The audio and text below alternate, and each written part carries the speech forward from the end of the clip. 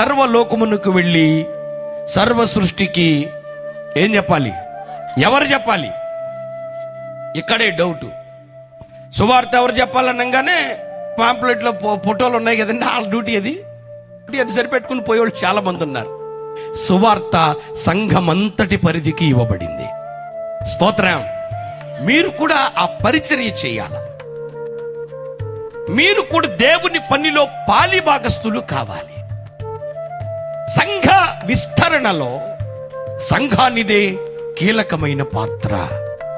మీకు నెలవైన వారిలో, తెలిసిన వారిలో వేదన బట్టి, సమస్యను బట్టి, ఇబ్బందిని బట్టి వారు గాయపడతా ఉన్నప్పుడు మీ వంతుగా మీరు ప్రభువు మాటలు 2 చెప్పి ఒక వ్యక్తిని, ఒక కుటుంబాన్ని మీరు దేవుని సంఘానికి తోడు చేయటము ద్వారా, సంఘంలో చేర్చటము ద్వారా మీరును సువార్తికుల సంఖ్యకు చేర్చబడతారు. స్తోత్రం. కాబట్టి ఇదందరి బాధ్యత. నాది కాదు, నీది కాదు అనే పద్ధతి ఎప్పుడు పెట్టుకోకూడదు.